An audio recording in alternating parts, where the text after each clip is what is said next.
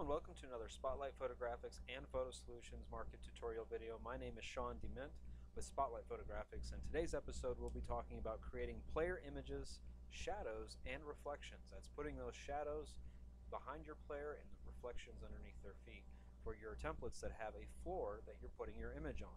We don't want our image to float. And if you look at one of these templates, this is the electric template from Photo Solutions Market, created by Spotlight Photographics, and you can see when this image gets put in here, their feet kind of look floating because there's not anything underneath them. So what we want to do is create a reflection for this template so that it looks like his feet are actually reflecting onto the floor beneath him, which will actually make him grounded onto that floor rather than looking like he's floating.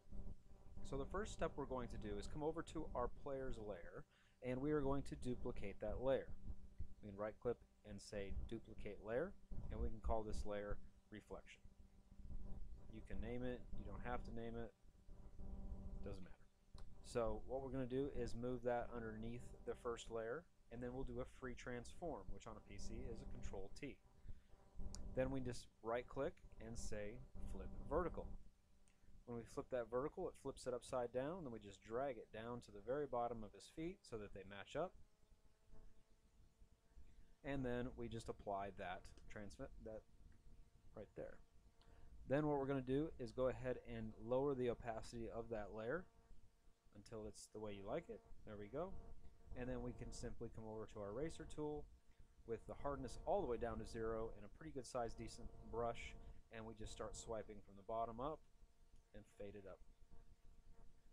And that is how to do a reflection of the floor. So now when you look at him, he looks like he's actually there because you can see the reflection underneath him.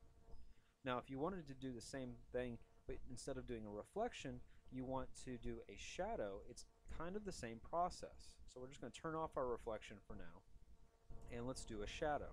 To do a shadow, we start the same way. We duplicate our layer, and we'll call this one shadow. Move that layer again below the original image, and now what we're going to do is do a right click, blending options on the layer, and do a color overlay. Change this to black and hit OK. Now if we turned off our layer above that, you'll see that we now have a silhouette, a black silhouette of that player. At this point, all we need to do is on that shadow layer do another free transform. This time we're going to grab the center box, click and drag it straight down to the angle that you want it to be. Now you can see that the feet came out in front, so we're just going to grab the bottom and bring it up so that it's under the feet. And you can make a longer shadow just by bringing this thing up, or a shorter shadow, however you want to do it. We'll just leave it right there and apply that. At this point, it's a very hard shadow, which doesn't look as realistic as I'd like it to be. So I'm going to come up and I'm going to blur this layer now. Photoshop CS5 and above, you have a new tool called Field Blur, which works really well. Now if you're CS4 or lower, you could always do a Gaussian blur, a lens blur, motion blur to get this to blur out the way you want. But in the newer ones, Field Blur, I like the best. So it's automatically going to do a 15 pixel blur if that's what your default is set at, but I usually like to bring it a little bit higher up, and you can see it blurring out as I do that. So I want to keep a little definition of the shape, but not too much. So there we go. Now that will process this blur, and when this is done, we should actually have a blurred shadow that's behind our player. Once this is completed, then we are going to lower the opacity of that layer so that it looks correct, because right now it's still pretty hard.